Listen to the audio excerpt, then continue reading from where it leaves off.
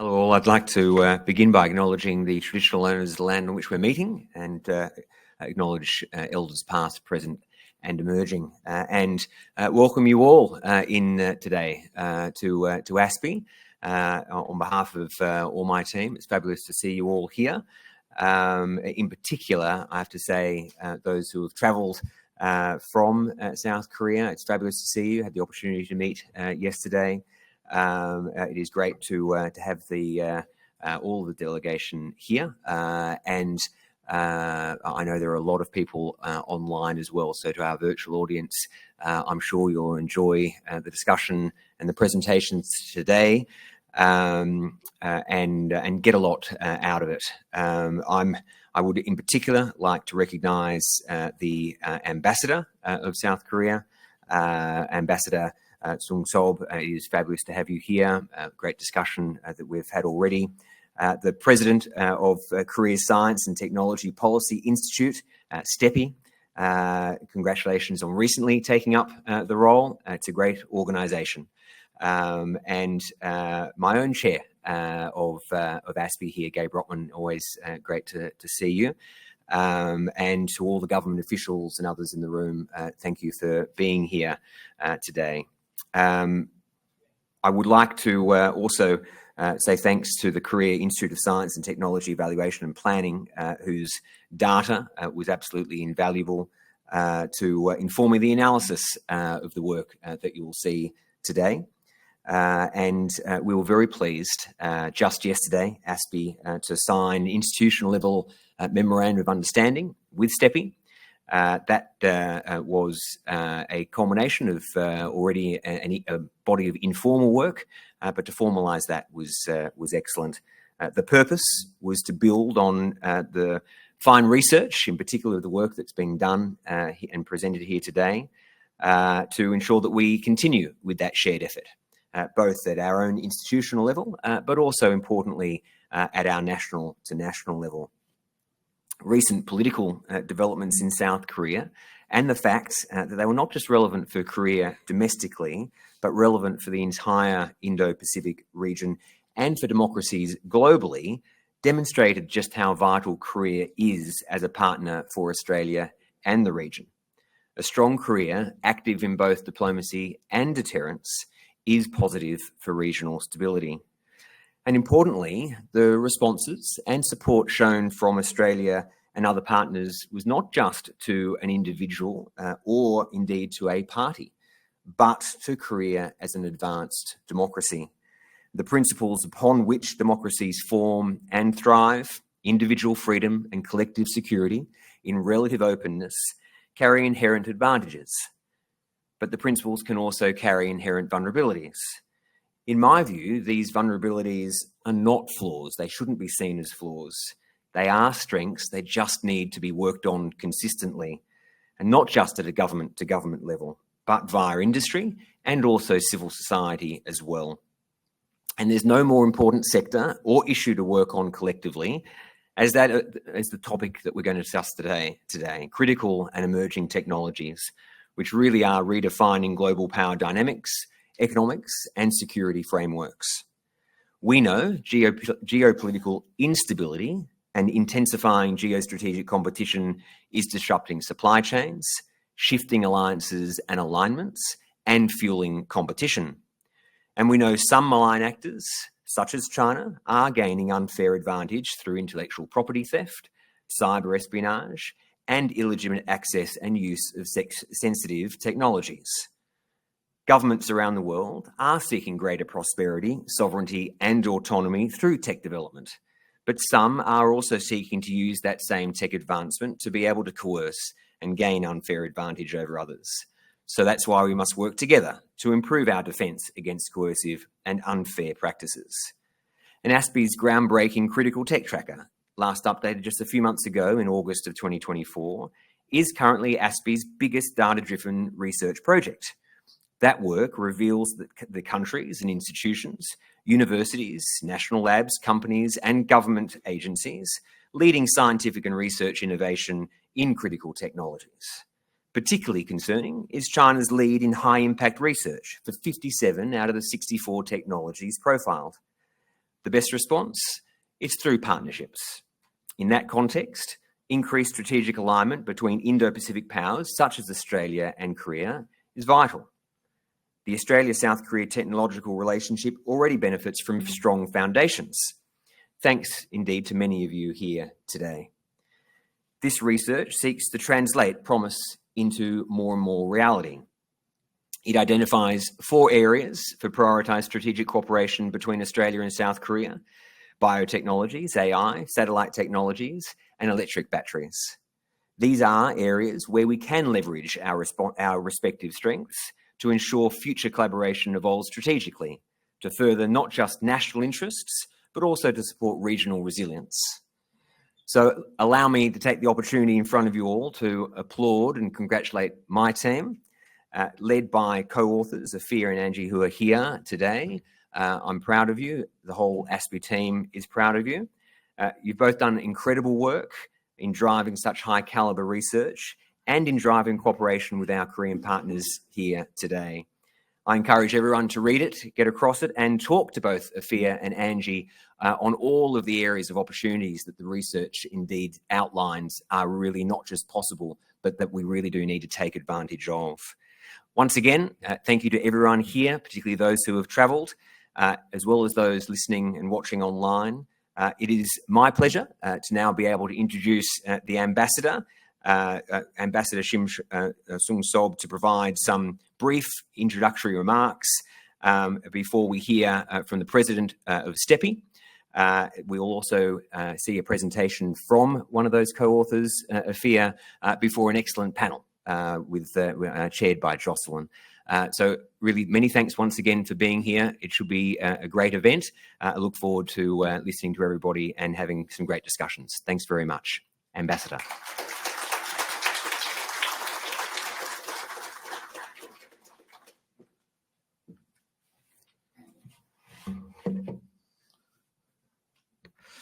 Justin Bassi, Director General of ASPI, Ji Woong Yoon, President of STEPI, distinguished guests, good morning. I'd like to extend my deepest gratitude to ASPI for inviting me to this esteemed event, marking the launch of the report on Korea-Australia cooperation in critical technologies. It's an honor to join you today for a significant discussion on the future direction of our bilateral cooperation. ASPI has consistently demonstrated outstanding expertise through its in-depth research and policy recommendations in a wide range of areas, including critical technologies, cyber security and climate change, and the promotion of fundamental values such as democracy. In today's rapidly evolving geopolitical and geoeconomic landscape, technology innovation stands as a central pillar of national security and economic development. At the same time, the necessity for collaboration among like-minded nations that share common values has never been more pressed. In this regard, today's event is both timely and meaningful as we seek to shared progress and innovation. Korea and Australia enjoy a long-standing partnership grounded in mutual trust and cooperation. Since the elevation of our relations to comprehensive strategic partnership in 2021, the two countries have a deepening cooperation in various sectors, including defense, economic security, critical technologies, such as cyber security, digital technologies, quantum science, space, and advanced biotechnology. Furthermore, Korea and Australia continue to play pivotal roles in promoting peace and prosperity within Indo-Pacific region and beyond, addressing shared challenges as seizing emergence opportunities through close cooperation. In my capacity as ambassador, I have had the privilege of engaging with many dedicated individuals devoted to strengthen Korea and Australia relations. This interaction continually reaffirms my confidence in the bright and promoting future of our partnership.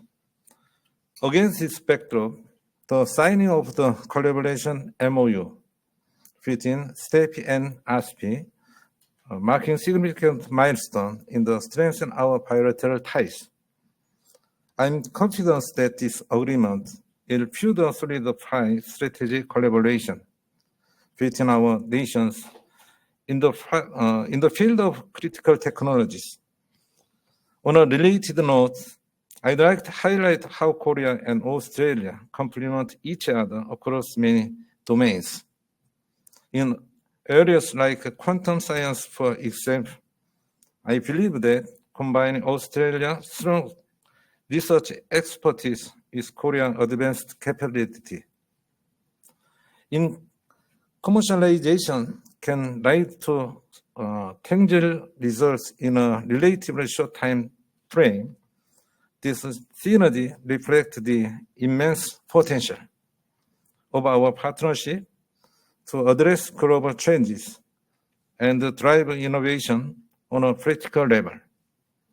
In closing, I wish to express my heartfelt appreciation to ASPI for preparing this insight report and organizing today's event, to the STEPI delegation for traveling for Korea, to the Korea Foundation for this invaluable support, and to all distinguished guests in attendance. I truly hope that today's discussion will inspire new ideas and foster meaningful collaboration for both countries. Thank you.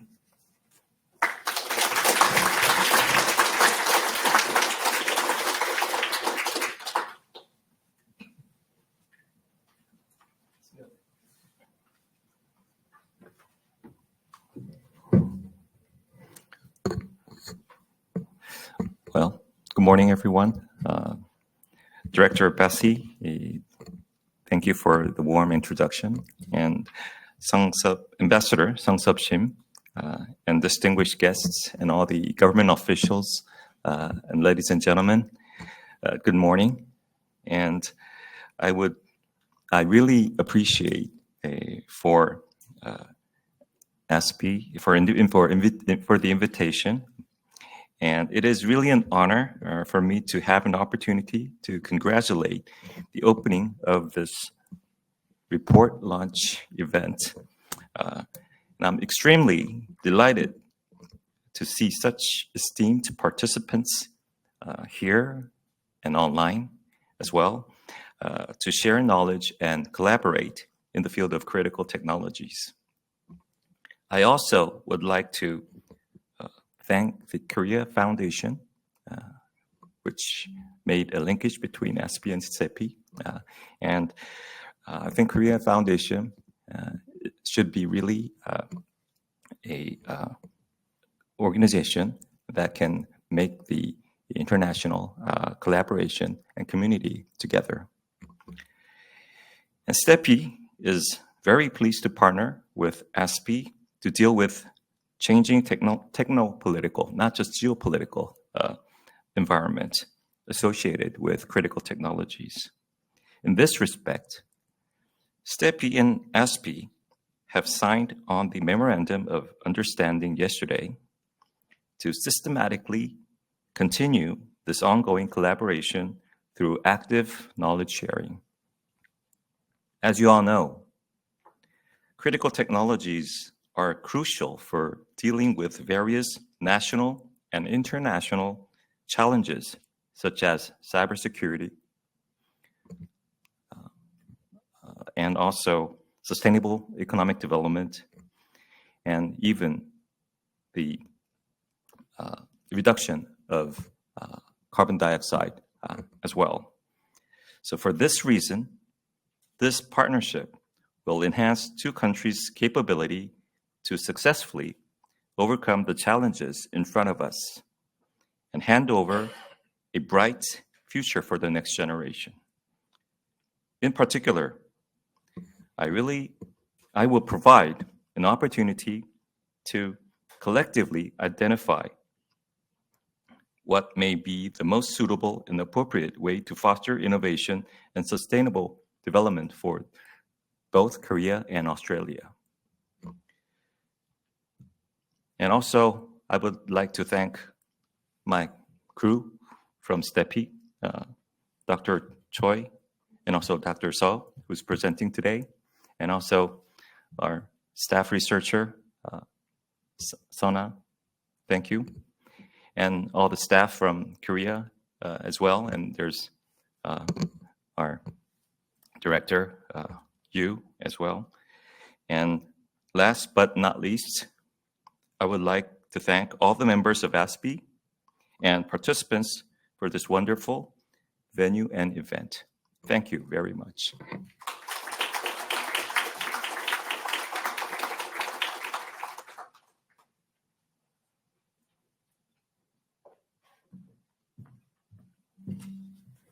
Thank you so much, Dr. Yoon, for your remarks, and also thank you so much to Ambassador Shim and Justin for your remarks as well.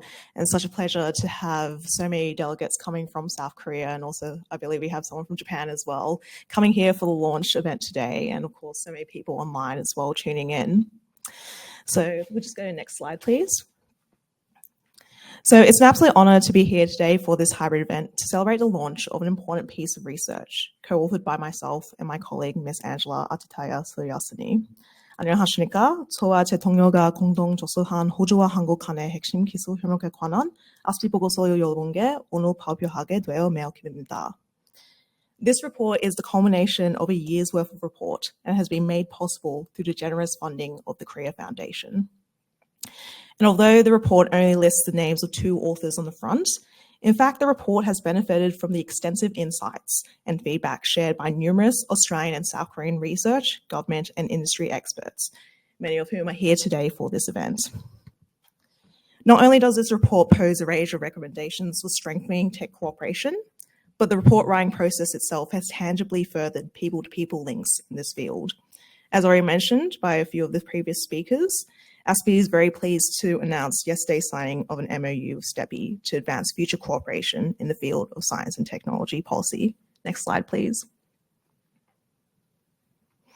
This MOU builds on ASPI's recent cooperation with STEPI to bring the report to life, including through STEPI's provision of translation support for the report's executive summary, and also STEPI's role in co-hosting ASPI's Australia-South Korea Critical Technology Track 1.5 Dialogue in Seoul earlier this year.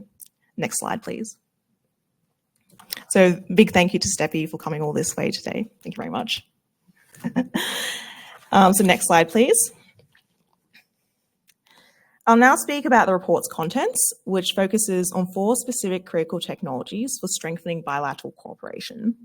However, more broadly, this report is also a useful framework for other countries in this region by highlighting the utility of technology as a vehicle for boosting security.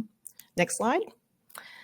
As we all know, the Indo-Pacific region is home to a rapidly deteriorating strategic situation due to challenges including great power competition, climate change, and economic shocks. In particular, great power competition is manifesting within the technological domain, as seen through malicious use of technologies as a tool of statecraft by some countries in the region. What is particularly alarming is China's dominance in many of these tech fields. Looking at ASPI's Critical Technology Tracker, which is a large-scale dataset recently updated by ASPI in August, we see that China in fact dominates 57 out of the 64 technologies in high-impact research, including in electric batteries, as well as within specific subsets of biotechnologies, AI technologies, and space and satellite technologies. Therefore, strategic cooperation within these technological fields between countries like Australia and South Korea will help to reduce China's lead. Next slide. The other reason why we've chosen to focus on these 4 technologies in our report is because there are already existing strengths that exist between Australia and South Korea, which increases the relative ease at which cooperation can be advanced. And I'll go more in depth into this in the panel discussion after my presentation. Next slide. Based on these reasons of combating China's leadership in a range of technologies, and also the fact that Australia and South Korea have a range of complementary strengths, our report focuses on policy recommendations in 4 specific stages of the life cycle for technology, and also 4 specific technologies. First, we highlight the importance of knowledge sharing within R&D between key Australian and South Korean stakeholders. We propose that key institutions, especially in the biotechnology area, including CSIRO and the Korea Research Institute of Bioscience and Biotechnology, create a framework for long-term researcher exchanges of at least a year.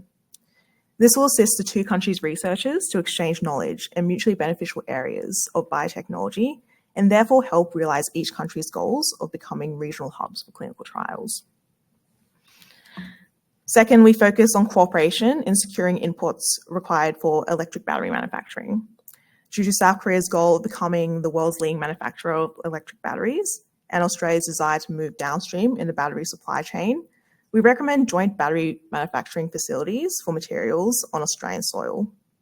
Building these facilities in Australia will ensure a secure supply of the critical minerals required for electric battery materials, such as cobalt and lithium and nickel, and will therefore assist in diversifying South Korea's supply chain for battery materials. Third, we suggest that we create a government-to-government framework to facilitate a streamlined process for Australian and South Korean companies seeking to conduct joint satellite launches on Australian soil.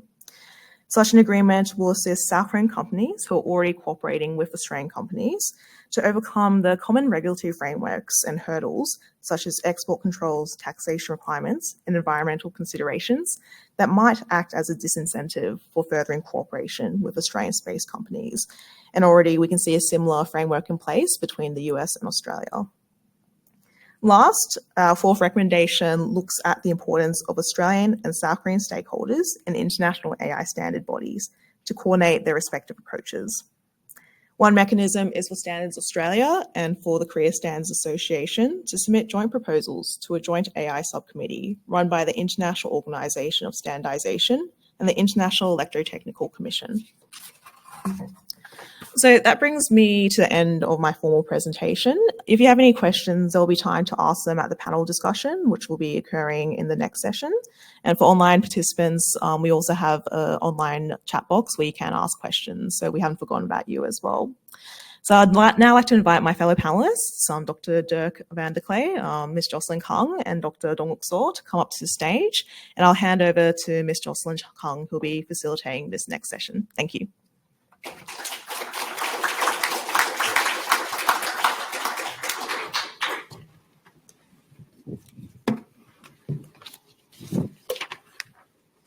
Hello, everyone. Hello, everyone. Welcome. Welcome to our panel session. My name is Jocelyn Kang. I'm a technical specialist at ASPI. But before we start, I'd like to acknowledge and pay my respects to the Ngunnawal people, the traditional owners of the lands upon which we hold this event. As we share our knowledge with each other today, may we also pay respects to the long history of knowledge sharing and enduring traditions of the Ngunnawal people. I'm really honoured and quite excited to be able to be involved into supporting the launch of this project. It's an excellent body of work that's been done by my young but very talented colleagues, Afeeya and Angie. At ASPI, we look at the impacts of technology development like AI and biotech, and the implications of technology-driven activities like disinformation and digital IP theft, as well as the impacts on critical areas such as R&D and supply chains. But we don't just identify the problems, we try to identify positive changes that can be made to improve the situation. Now, I think this body of work really exemplifies that. And now, we've done reports in the past about how Australia and another country can collaborate on critical technologies. But I particularly, I think this project is my favourite, and I can say that because I co-authored some of those previous reports. But what I particularly like about this project is that it builds on insights of another groundbreaking project we did, the Critical Technologies Tracker. So that That tracker analysed high-impact research of 64 technologies across 2 decades. And this project used that data and learnings to identify several key areas of critical technology cooperation between Australia and South Korea.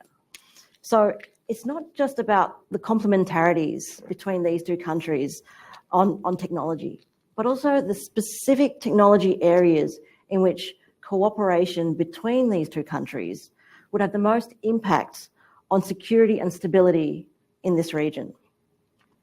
So in this panel session, we'd like to explore that further. And we want to say, look, we want to explore the areas in which Australia and South Korea can work together on critical technologies and use it as a vehicle in building that regional security and stability. So with me on the panel, I have my colleague, Afeeya Akhand. Afeeya is a researcher at ASPI focusing on a diverse range of topics, including Indo-Pacific security, South Korean foreign policy, and climate change.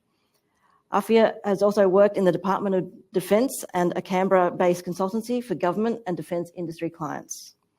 She holds a Master's in International Security, specialising in Korean language from the University of Sydney. Beside me, I have Dr. Dong-wook Soh, who is an Associate Research Fellow at the Office of Sustainable Innovation Policy Research at the Science and Technology Policy Institute in Korea. His academic background in economics and public administration, along with his keen interest in science, technology, and innovation, has led him to focus on the public sector's role in addressing relevant issues.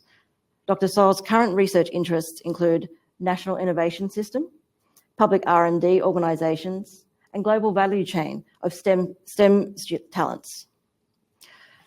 At the end, Dr. Dirk van der Klee is a research fellow at the National Security College at the Australian National University in Canberra.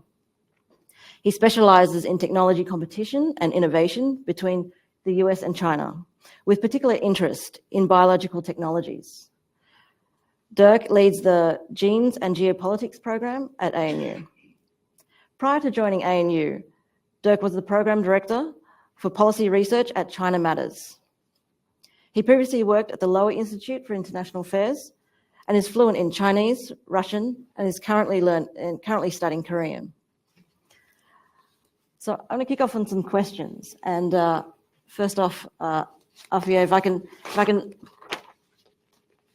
ask you, you spoke about in your report summary about the relationship between Australia and South Korea. So there are a lot of countries in the Indo-Pacific. So why is it that you chose Australia and Korea for their technology cooperation? Yeah, definitely. It is a question that I get a lot as someone who does have a keen interest in South Korea.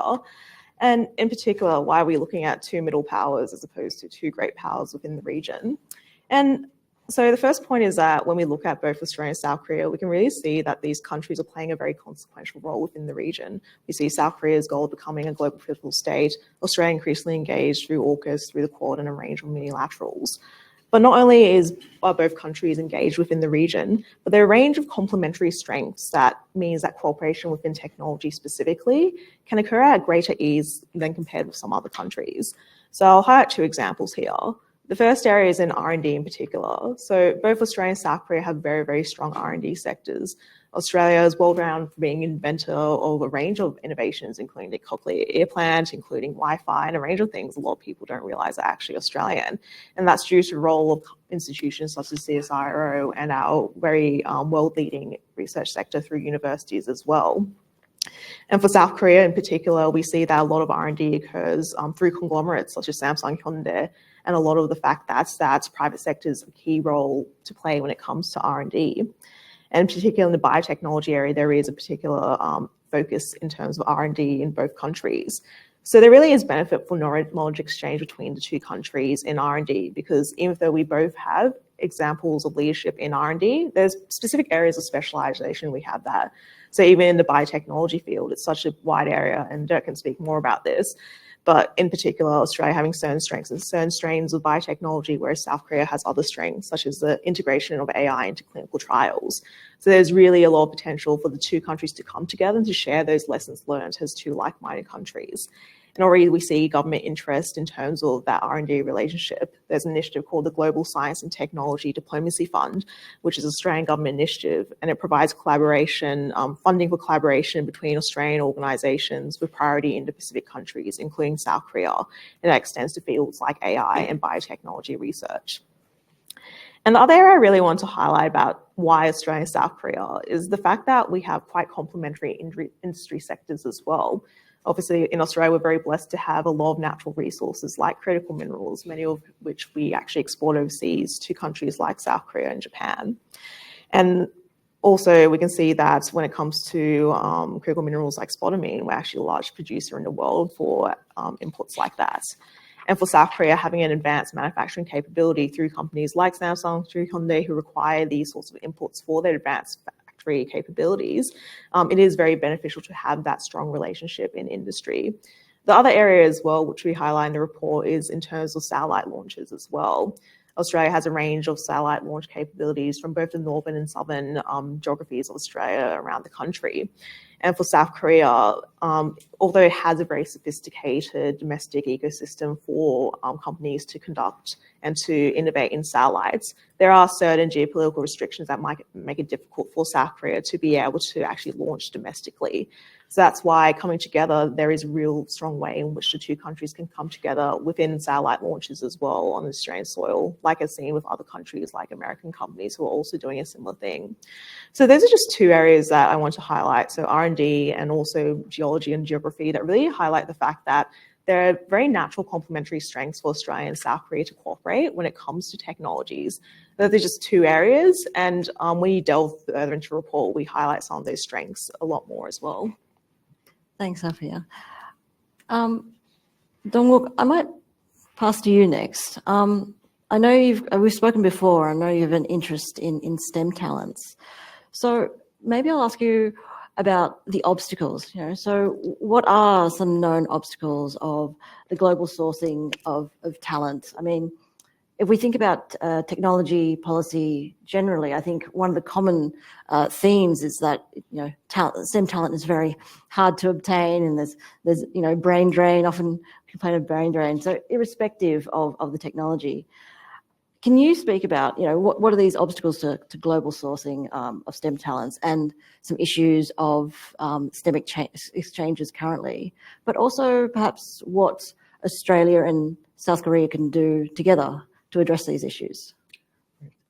So I'd like to address the fact that not a lot of countries can self-source all the necessary resources that are needed for research and development activities in the STI sector.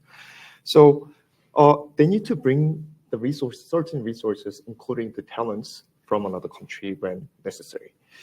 But attracting talents and retaining them within a country is getting more difficult and difficult because talents can migrate very freely these days. It's happening more often than before. So it is important to provide them with better opportunities, such as living environment to start with, as well as the proper amount of compensation, probably for the highly skilled workers. And we are encountering the fact that China and the United States are bringing in a lot of international talents from all around the world. But Australia and Korea needs to do something together to bring more and more important talents rather than having them go all the way to China and the United States only. So it's important to make each country very attractive to highly skilled workers as well as students who can also develop as a potential STEM experts in the future. So, but thankfully, there has been an increasing awareness in both Australia and Korean government. As, for example, Australia's national quantum strategy and Korea's national quantum strategy both include items on providing incentives for skilled migrants in quantum technology sector. for either scientists or engineers, as well as the entrepreneurs and strategists who may also have an important role in coordinating any brilliant ideas in quantum information science and technology, as well as commercializing them. And also, as far as I know, the Australian government has announced a migration strategy recently, probably last year, which also aims at bringing more and more skilled migrants in technology sector by 2030.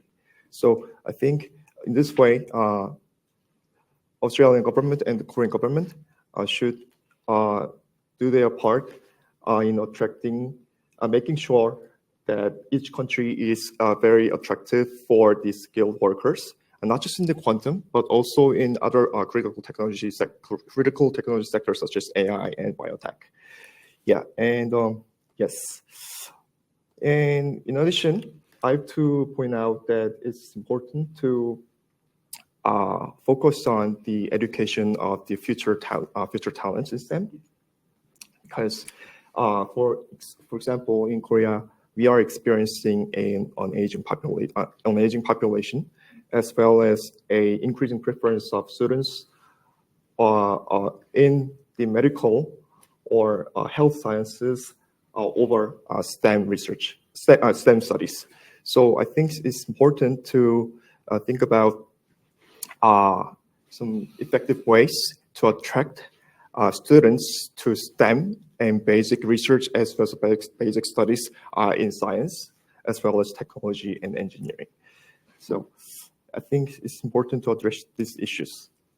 So, thank you. So you've spoken a lot about the need to attract this talent. But as I understand, we have STEM exchanges with South Korea already, isn't that right? Are there issues? I mean, are they doing well? Are there ways that we can improve that? Yes.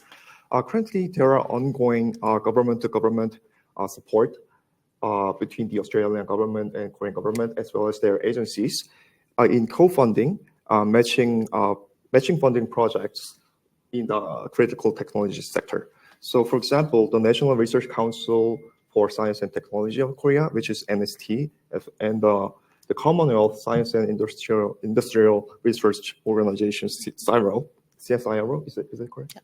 CSIRO? Yeah. They have been having a matching funding program since 2017, and it's still here.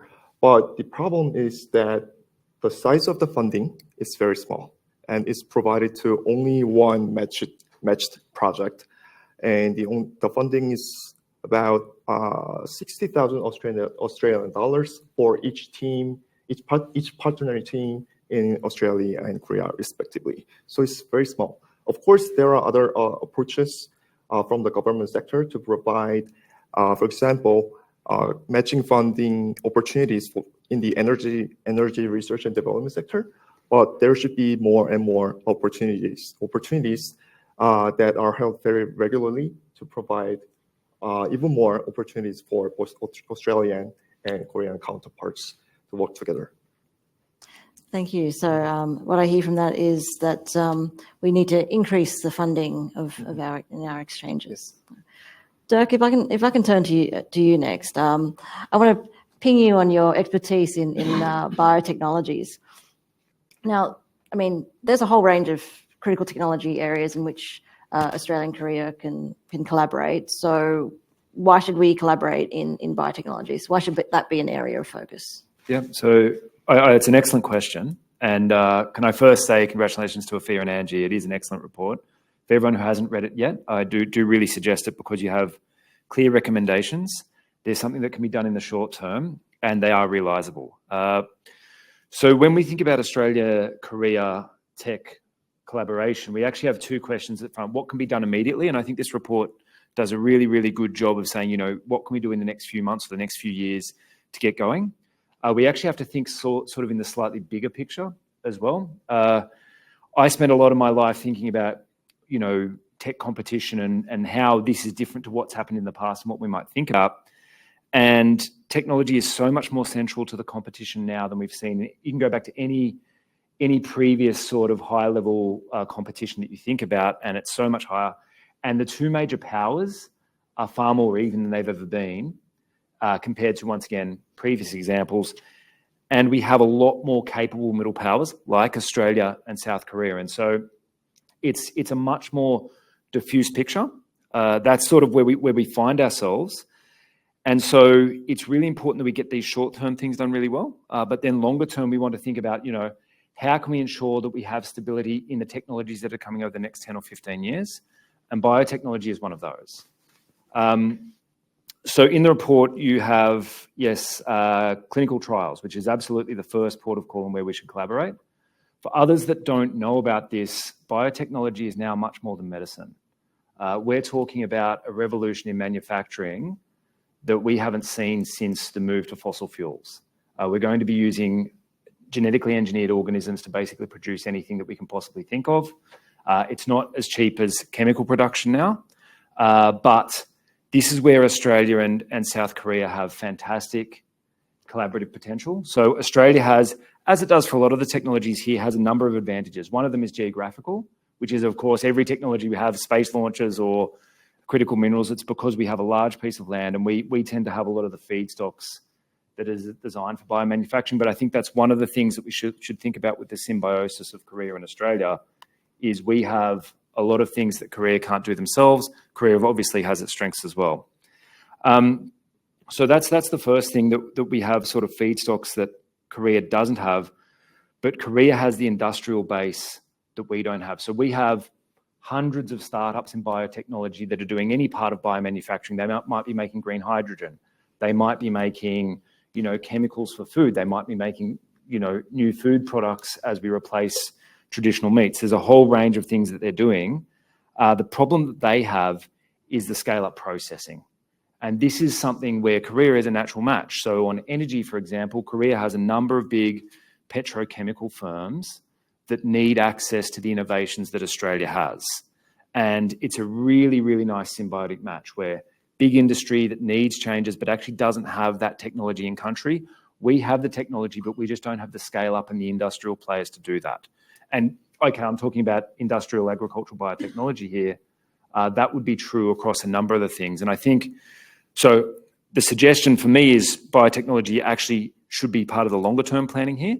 And I don't know if anyone noticed, but on Afeeya's slide, and it's in the report on SynBio, which that's sort of the underlying technologies for this. That's sort of the version of chips for biotechnology. China has 57% of the leading research. It actually is dominating everyone else by a significant margin. And if you could imagine a world where China dominates chip production, that's what this essentially equates to. So it's on the horizon, probably the biggest economic security risk that I can think of. So that's why we need to do it. What I'd sort of just say about in terms of the progress forward, the collaboration between the two countries, in my view, is actually underdone. There's a huge South Korean diaspora in Australia, yet the tech relationships are relatively low, I think, notwithstanding what STEPI and ASPI is about to go on. And it's, yes, getting research right, but it's also about getting the industry groups connected. So I deal with a lot of the industrial biotech industry groups here. Their understanding of Korea is very, very, very, very limited, and vice versa is exactly the same. Even though what the Korean firms are looking for is startups that can replace their pre-existing petrochemical operations. So the symbiosis is there, but the understanding and the connection is not. So an immediate follow-on step from where this is industrial exchange somehow. And I think actually that would be a model that Australia might want to consider going forward. So that was a very long-winded answer to a short question.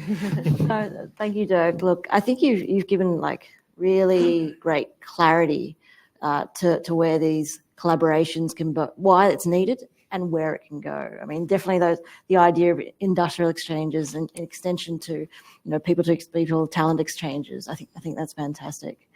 What I might do now, I mean, I've got a list of questions, but I don't want to hog all the questions. So I'm going to throw questions to the audience, both in the audience here with us and also online. So if you're online, please put your questions into the chat box. And I have an iPad here where the questions will populate. So for those in the audience, please just raise your hands. We'll have people running around with mics, which are on, so there's no need to fiddle. So just speak straight into the mic. I saw a hand there. Just here. Hi, my name is Stella from Department of Industry Science Resources. 안녕하세요. 한국주산업과학부에서 온 스텔라라고 합니다.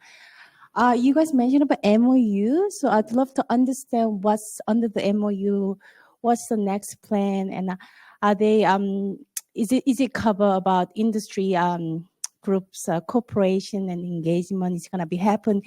If you can share details of MOU, that would be really helpful. Thank you. Thank you. Donald, would you like to? Yeah, I can then. Right. So the MOU is based on our mutual understanding. Mutual understanding regarding the potential collaboration efforts between the policy think tanks of the Indo-Pacific countries. So of course, we are very honored to start this collaborative opportunity with ASPI for the first time. And we would like to focus on regular operation of policy dialogues regarding the critical technologies, just like the TSD, which has been happening for years. So, and in addition, we would like to conduct multiple collaborative mini research projects with ASPI and as well as other policy think tanks. And we would like to bring in some of the government stakeholders as well as the private sector stakeholders like corporations, as well as the research institutions to be an observer, to observe what we are doing and what we are discussing. Yes, so that is the essence of our MOU. I'll just jump in there as well. So obviously this MOU is very new. It was only signed yesterday. So we are still undergoing discussions around what the content of the MOU will be. And that will sort of be finalized more so into the new year. But essentially this MOU, it builds on the fact that already ASPI and STEPI have had this year quite an informal and an ongoing relationship in a number of ways. We've had STEPI delegates attend our Sydney Dialogue conferences both this year and last year, and also cooperating in this report itself. So although this report was funded by the Korea Foundation specifically for ASPI to be the author, as part of the project, we also did do a track 1.5 in South Korea, where we invited a range of Australian and South Korean stakeholders to share their insights and to input into what their thoughts would be around the key areas of technology cooperation for our report.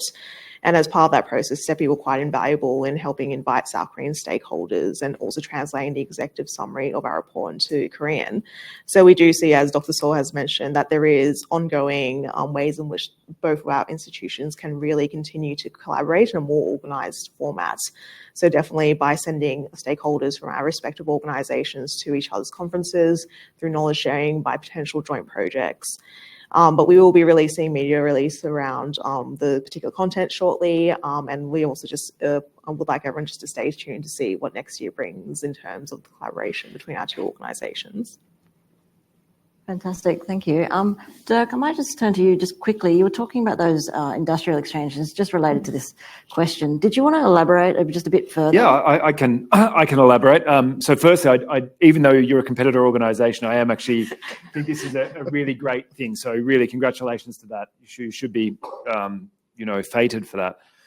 In terms of industrial collaboration, so whatever sector you might look at, just take biotechnology, there will be a large industry group in Korea which will have all of the big players. It'll have startups, it'll have government, it will have research, and it will have really big industry players that know they need to change how they're doing their business, because all of them are reliant on petrochemicals in one way or another. So for the one I look at, it's Bio Korea or Korea Bio. And what they do is they sort of scour the world, one, to look for opportunities of collaboration where companies can come in and provide technology, which is, I think, the role Australia can do. Or in other cases, they look to send their startups abroad where they think they might be able to find markets. Often it's the US, to be honest, which is the same for Australia as well. But where we see so little understanding between those groups. And I think that it would be possible actually to build on after the R&D happened to sort of an industrial discussion, which I think is something and probably the next step that Australia should look into our region. We have a lot of, I think, emerging technology discussions and research discussions, but industrial discussions are the next one. And there are pre-existing industry groups all around the place where they sort of have some kind of informal relationship. Sometimes actually with Korea, it's often much less than you would expect given the symbiosis and the diaspora.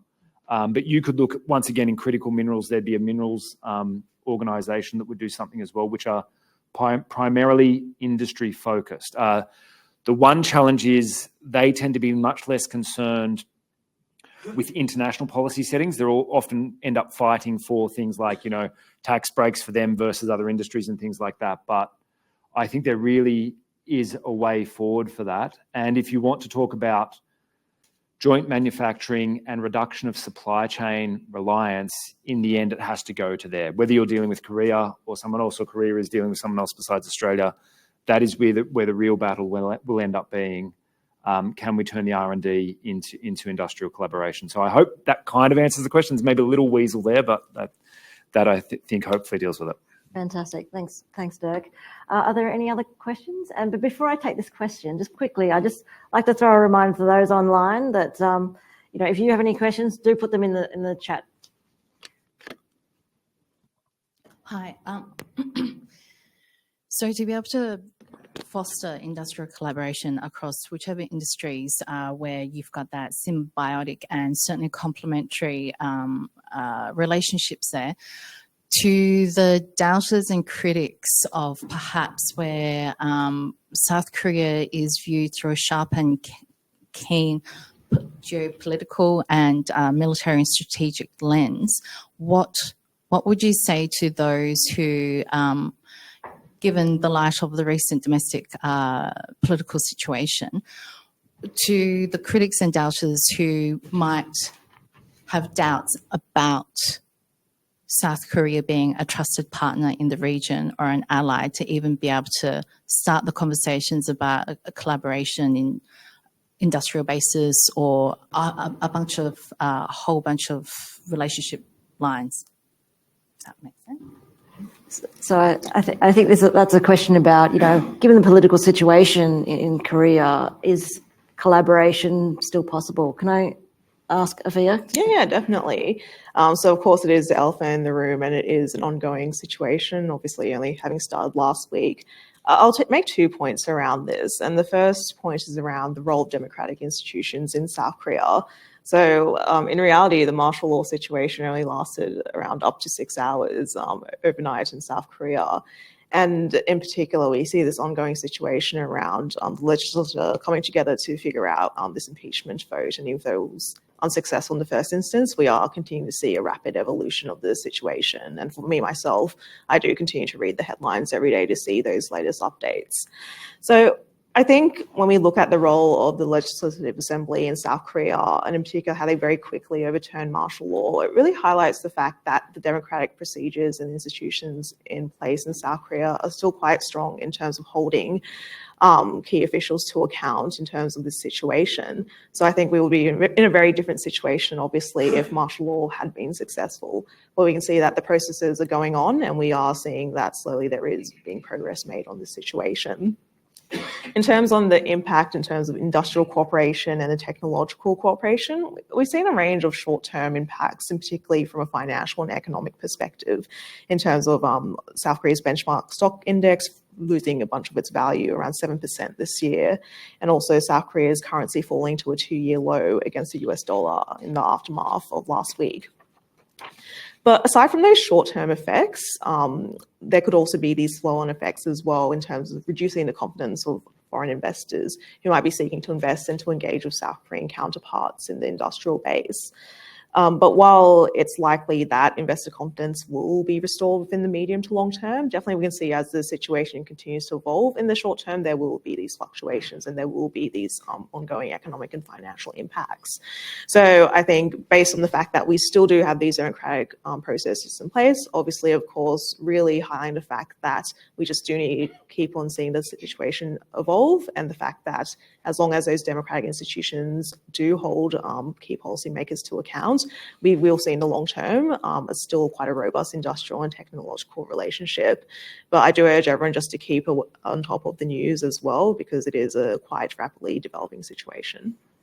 Thanks. Donald, would you like to elaborate on? Did you have something?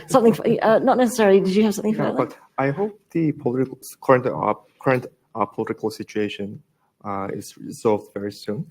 But we will have to make sure that the private sector cooperation and collaboration should go on, and we should get prepared for any development, any future developments regarding that.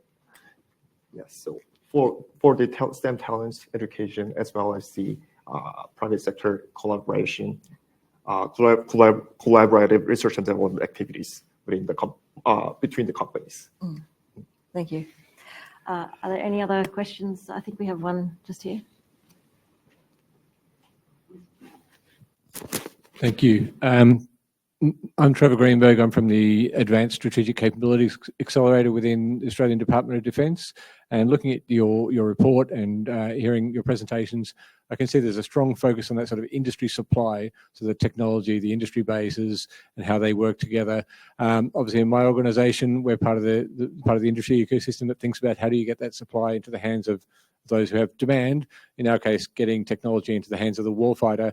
I'm wondering whether during, in producing this study, whether you came to any conclusions or had any insights about how we can perhaps strengthen that linkage between South Korea and Australia. I know we certainly acquire a lot of military technology from Korea, but interested in your thoughts. Thanks. Afeeya, can I turn to you for that? Yeah, definitely. So in terms of this report, we take quite a holistic look into technology. In particular, when we look at the definition from Australia's Department of Industry, critical technologies are those that are deemed to be beneficial for national interest in terms of economic prosperity, national security, and societal cohesion.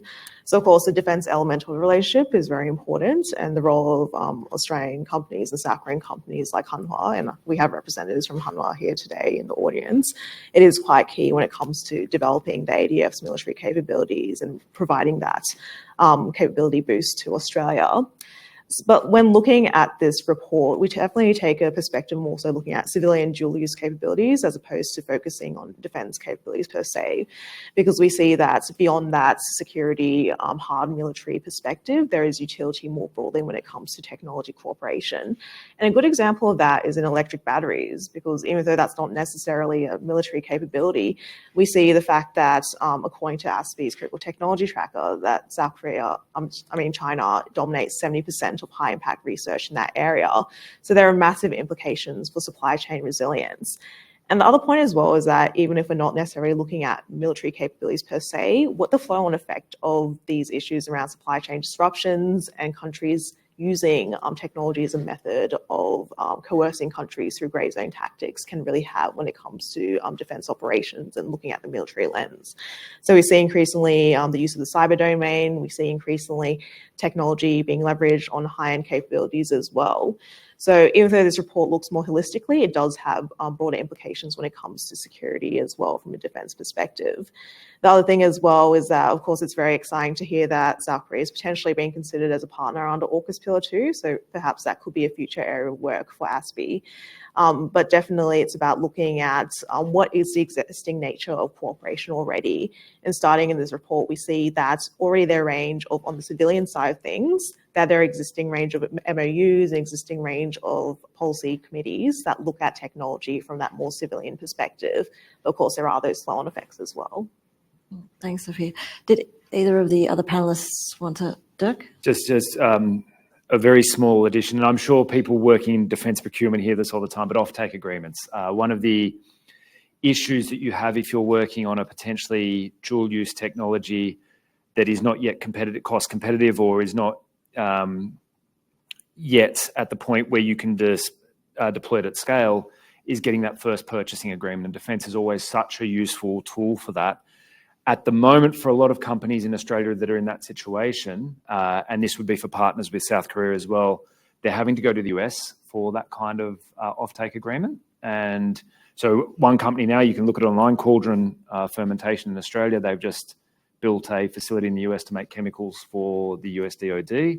It would be hard for them to do something similar in Australia. And so where I think this could go forward beyond just is at some point in the future working a way that procurement could happen for emerging technologies to make sure that there's some guaranteed supply. Now, that will lead to waste, and I know no one wants waste sometimes because sometimes the technology won't reach where you want to, but that's one way to really encourage things. Government procurement is a way to really ensure that your companies have a fighting chance when they're producing something dual use that might eventually have a defence application. Thanks, Doug. Dong, did you? Yeah, I would like to just add that the interoperability of the defense sector technology is very important. So I think it is very advisable that Australia and Korea work together in the international standard setting community to monitor any developments and discussions going on regarding the potential dual-use technologies such as AI, including AI and quantum technology. Yes, so they should keep discussing together on how they can deal with what's going on within the international standard setting community, such as ISO, IEC, and IEC. Yeah, I'm going to hit you up and get you to elaborate a bit further on that. But before I do, I'm just going to put another reminder for those online, if you have any questions, and folks in the audience, I'll be thinking about questions, but could you just elaborate a bit further on this, the international standing, like how would we do this and why do you think that's important? Mm-hmm. So I'd like to emphasize the importance of the standards at the very beginning of the basic research, all the way to the commercialization. So the essence of critical technologies is that it's evolving every day very rapidly. So any results from the basic research, all the way from the natural science research, such as physical sciences, chemistry, and biological studies, all the results can perhaps contribute to future commercialization in the industry sector.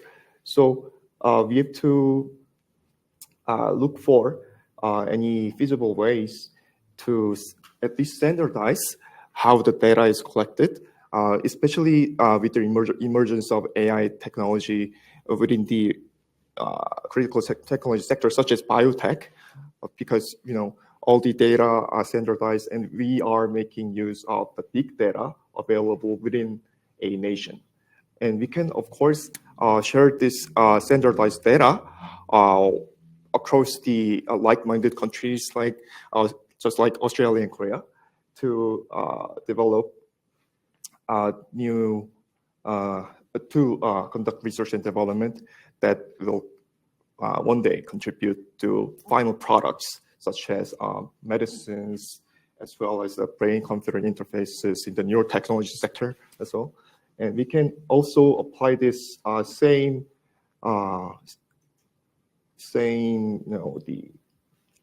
framework for other technologies such as quantum, which is yet to be fully commercialized at this point. So we can, of course, talk more about this interoperability that is maintained throughout the industrial base, as well as the research sector of Australia and Korea.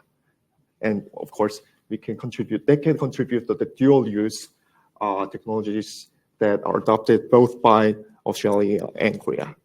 Thank you. Fantastic. We've got a question up the back here. Hi, Lachlan Smith from the Australian Chamber of Commerce and Industry. I'd like to go back to the points that you had made earlier about the global competition for talent. And I know that there was reference in some of the remarks about the value of project funding and things of the like in sort of encouraging that linkage between the countries. But has there been any thought given to the opportunities that there might be in domestic policy to unpick any blockages around attracting talent to either the Korean economy or to the Australian economy? Okay, so may I have some water before I respond? Big Please. question.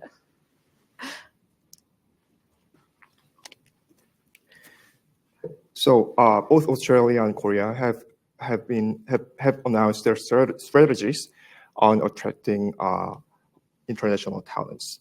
And one of the main aspect or main component of these strategies is to reduce any visa-related obstruction that might what should I say? Like can I prevent? remember the word? Like, The prevent? that prevent international talents from coming into either Australia or Korea. Yeah, but regarding yes, but more than the visa issue, what's more important than the visa issues is to get a hold of who there are in Australia and Korea in respective critical technology sector. For example, we know that ASPI's critical tech tracker has been very informational in providing important and significant information regarding high impact research results, as well as high profile researchers around the world. But we will have to also take a look at the potential talents in the STEM sector that can contribute to developments in the critical and emerging technologies. Because of course, the high profile researchers are important, but we will at some point use all of the human resources throughout Australia and Korea at some point, so that the industrial base as well as the research base is very fluent in addressing all the important problems that can be solved by the critical technologies. So what you're saying is, the visa issue is one issue, but the bigger issue is actually growing that STEM talent to actually exchange into other countries. And also figuring out who they are. And so almost all of the populations within the research and development activity participants should be taken into account. Right, fantastic. I've got one question online that I'll take first. So those in the audience, hold your questions for the moment. So a question from Jin Yob. I want to ask about the global CET cooperation formats in coming years. So the Trump administration in office, we anticipate that CET cooperation based on multilateral collaboration will face significant challenges. So in this context, I'd like to ask whether multilateral cooperation, like in AUKUS, can be effective, and how we can effectively operate today in the suggestion of bilateral CET cooperation between Korea and Australia. Afeeya, can I turn to you first? Yeah, sure. I think it's a really good question. And actually in our report, we do have a diagram where we highlight the multilaterals and unilaterals in which Australia and or South Korea are engaged in the region. So I urge you to have a look at that. But essentially, it is a really good question around what is the impact of Trump 2.0 in terms of the US potentially taking a more protectionist stand and withdrawing from a range of regional unilaterals and multilaterals. I think it underscores the importance of this whole research about why we're looking at the role of middle powers and other countries within the region and what they can do together. So even in the absence of a role like the US or other countries in the region, what can cooperation be achieved on that basis? But then also when we look at it as well, when I see what South Korea in particular is doing globally as well, when we were looking at the AI standards aspect, we see that South Korea is taking quite a leading role when it comes to international conversations in AI standards. So why not Australia, South Korea playing that forward-leaning role and creating these avenues for cooperation? So this year alone, South Korea co-hosted the AI Safety Summit and also the Responsible Military AI Summit as well. In Australia and South Korea, we're engaged in a range of standards organizations, for example. So one of our recommendations looks at cooperation within two standards bodies that have a joint committee on AI. So, and then also the other thing as well is that when it comes to technological cooperation, in our report, we take a very broad lens of what cooperation is. We're not just looking at the development and the manufacturing necessarily of the capability itself, but looking at the whole life cycle. So as we mentioned, R&D standards, also inputs into manufacturing as well. So there's a whole range of areas in which we're building supply chain resilience, and it involves a role for the greater region as well. Also, when I think about South Korea's role in the region, having a summit with Pacific Island countries as well when it comes to issues like climate change. So basically within this context where there might be more uncertainty around the role of the US in the region, to try and assuage some of those fears about what a new US role in the region could look like, looking at how other mechanisms of cooperation can really come together without that US role. The other thing as well, we see increasingly conversations between Australia, Japan, and Korea, so two very strong powers within the region. And previously, we saw that Japan, Korea, and the US having conversations, Australia, Japan, Korea having Australia, US, and Korea having conversations. But now we see this knitting together of these sorts of multilateral formats where we have very creative and interesting ways of regional countries really coming together. So definitely have a look at that diagram in the report and really seeing the quite diverse and multitude of ways in which Australia and South Korea are really engaging within the region. Great. We've got 10 more minutes, but I can see both my other panelists keen to add to it. Yeah, to answer that one, because I think it is a really key question. I guess there's sort of three ways that we, in Australia and probably Korea as well, think of using the US in terms of critical and emerging technology development. One is what was already mentioned, rules and regulations. They're still the most powerful country in the world probably when it comes to tech. And so we try and lean on them to write the rules. I think your correct assessment is that under Trump, his interest in that will be very low in the sort of big high-level like meetings. But in terms of ISO and things like that, I think they'll go on as they always have. So that would be the right approach, I think. But there's two other areas where, with AUKUS, but even without AUKUS, we need the US. One is access to critical technology, to IP that we don't have here. Once again, the US is still the holder of the world's most IP in the world, notwithstanding where they are in the research space. And I'd imagine that will continue provided we're paying for it. That's going to be the key. Trump is talking very much in a trade sense. As long as we're paying for it, I think it will be okay. The third part, and this is the really tricky part, is the market. For any critical and emerging technology that we're trying to develop here, whether it be using defense or civilian or dual use or something in between, the US ends up being the market. When we talk about batteries, for example, okay, yes, we want to collaborate with Korea. Maybe Korea will make batteries, but where are those batteries going to end up being sold? It's probably still the US, which is really the key market. If you're talking about pharmaceuticals, US is 4% of global population, 44% of global pharmaceutical sales, so in terms of value. So that's where we need the US to really pull its weight, and we need somehow to keep imploring or pushing with the Trump administration or those within it that if you're creating supply chains that are exclusive from China, that we are able to get some sort of premium because the cost base is not going to be there straight away. And if we're talking about commercialization, the US market still matters. In fact, the US share of global consumption is going up, not down. And so that's something that we're really, really going to need, and we need probably to speak with a unified voice on this.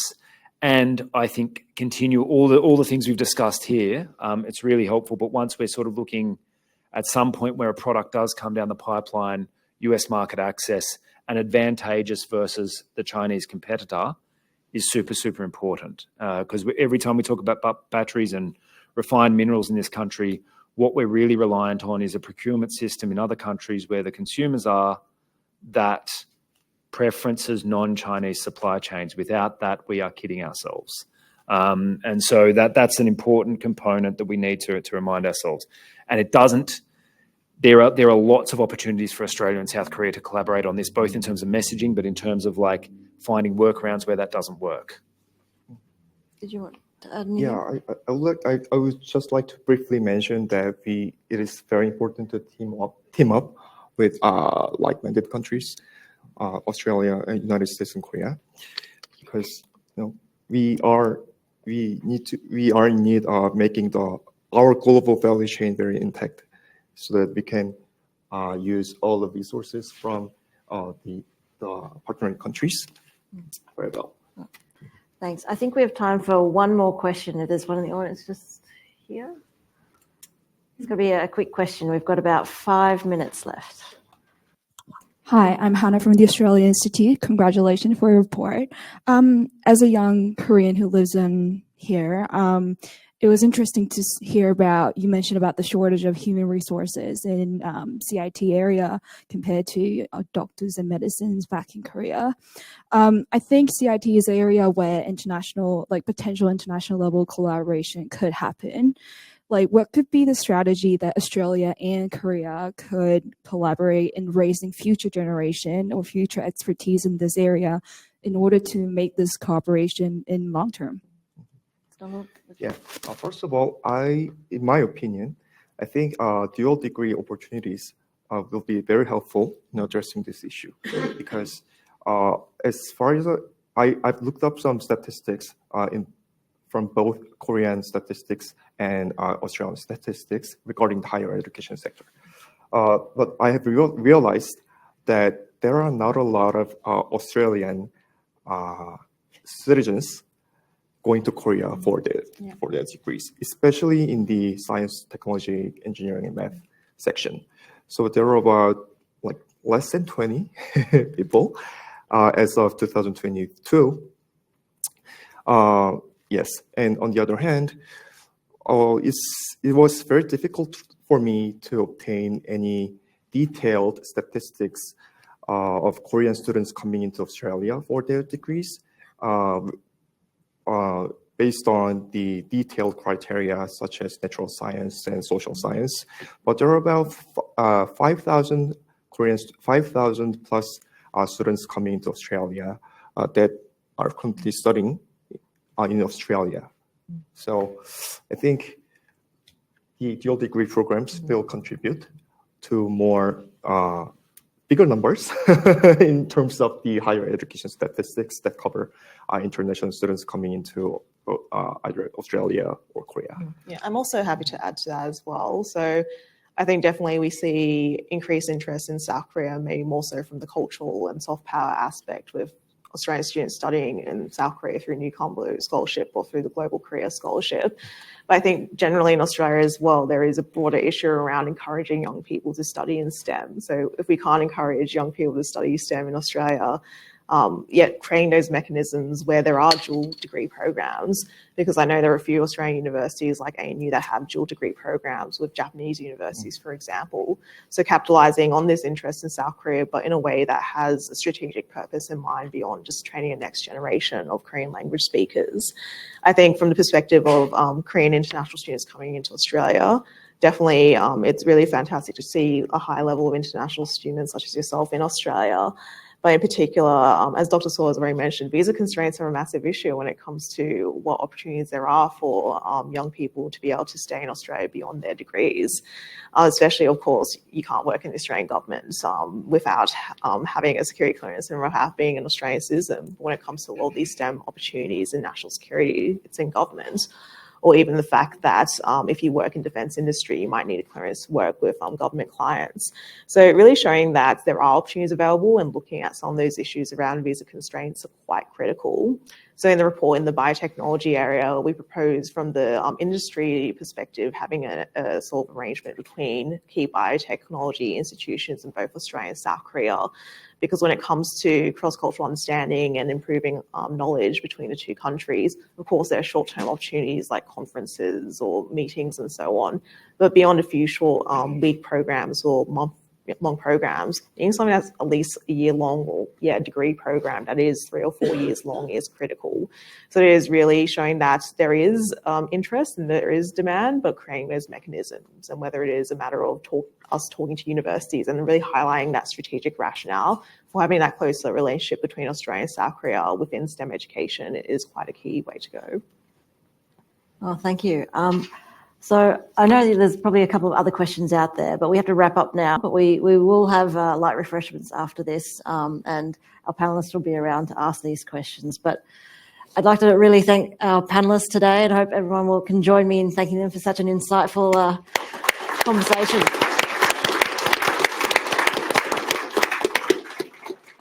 I'd like to hand over now to the report's co-author, Angie, for some closing remarks. Thank you.